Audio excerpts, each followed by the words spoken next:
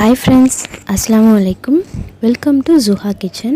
இன்றைக்கி நம்ம Zuha Kitchenல ஒரு ஆர்கானிக் ட்ரிங்க் தான் பார்க்க போகிறோம். ராகி கீர் எப்படி செய்கிறதுன்னு பார்க்க போகிறோம். ஒரு அருமையான ட்ரிங்க்கு, ஒரு நல்ல பிரேக்ஃபாஸ்ட் ட்ரிங்க்குன்னு கூட சொல்லலாம். இது சீக்கிரமாக போகிறவங்களுக்கு இதை பிரேக்ஃபாஸ்ட்டாக கூட சாப்பிட்டுட்டு போகலாம். ரொம்ப அருமையாக இருக்கும். இது 3 month பேபிக்கு கூட நீங்கள் தைரியமாக கொடுக்கலாம். கண்டென்ட் மட்டும் குறைச்சிட்டு. இந்த வீடியோ பார்க்குறதுக்கு முன்னாடி நம்ம Zuha கிச்சனை சப்ஸ்கிரைப் பண்ணாதவங்க மறக்காமல் சப்ஸ்கிரைப் பண்ணிவிடுங்க. பக்கத்தில் இருக்க பெல் ஐக்கனையும் கிளிக் பண்ணிவிடுங்க. இதுக்கு நான் 3/4 கப் ராகி எடுத்திருக்கேன். இது என்னோடய ஃபேமிலி 4 பேர்த்துக்கு செய்கிறனால நான் இவ்வளோ எடுத்திருக்கேன்.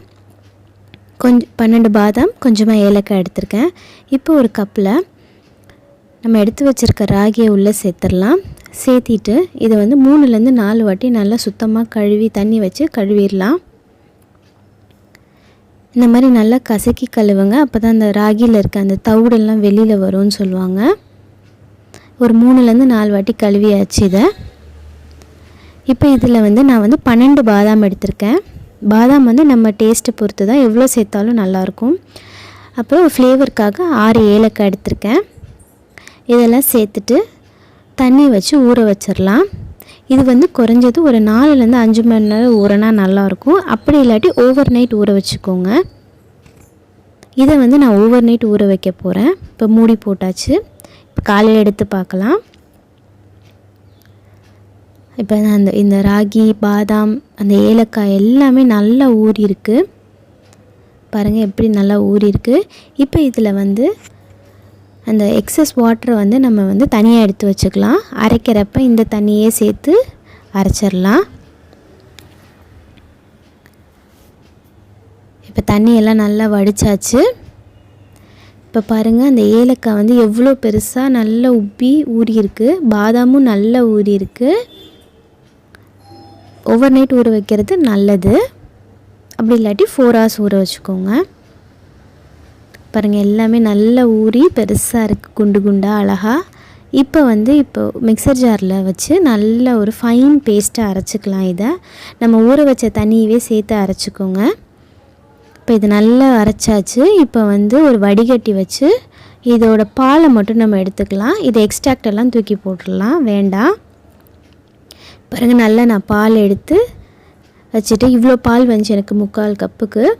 நீங்கள் எவ்வளோ சேர்த்துறீங்களோ அதுக்கு தகுந்தாப்பில் பால் எடுத்துக்கோங்க.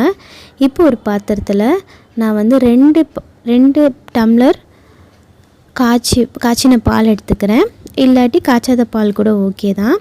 இப்போ ராகி பாலையும் உள்ளே சேர்த்துட்டு நல்லா கலந்து விட்டுடலாம். இதில் நான் தேவையான அளவுக்கு சர்க்கரை சேர்த்துக்கிறேன். உங்களுக்கு குழந்தைங்களுக்கு கொடுக்குற மாதிரி இருந்தால் நாட்டு சர்க்கரை சேர்த்துக்கோங்க. இப்போ இதை ஸ்டவ்வில் வச்சு நல்லா கொதிக்க விட்டுறலாம். பாருங்கள் கொஞ்ச நேரத்துலேயே நல்லா திக்காக ஆரம்பிக்கும்.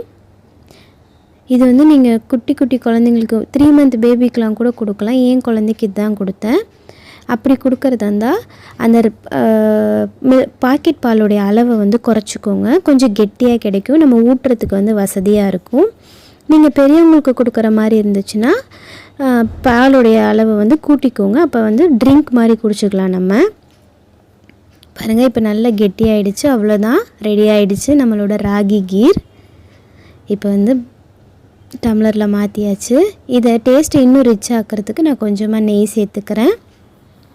ஒரு ரிச்சான ராகி கீர், ஒரு அருமையான ராகி கீர் சூப்பராக ரெடி ஆகிடுச்சு. டேஸ்ட்டும் ரொம்ப அருமையாக இருக்கும். இது ராகியில் செஞ்சதுன்னு சொன்னிங்கன்னா யாருமே நம்ப மாட்டாங்க. அந்தளவுக்கு டேஸ்ட் ரிச்சாக இருக்கும்.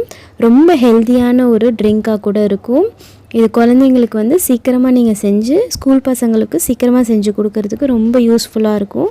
கண்டிப்பாக இந்த ரெசிபியை ட்ரை பண்ணி பாருங்கள். ஃப்ரெண்ட்ஸ்க்கெல்லாம் ஷேர் பண்ணுங்கள். இந்த வீடியோ பிடிச்சிருந்துச்சுன்னா லைக் பண்ணுங்கள். எப்படி வந்துச்சுன்னு கமெண்ட் பண்ணுங்கள். மறக்காமல் நம்ம Zuha கிச்சனை சப்ஸ்கிரைப் பண்ணிவிடுங்க. பாய், தேங்க்யூ.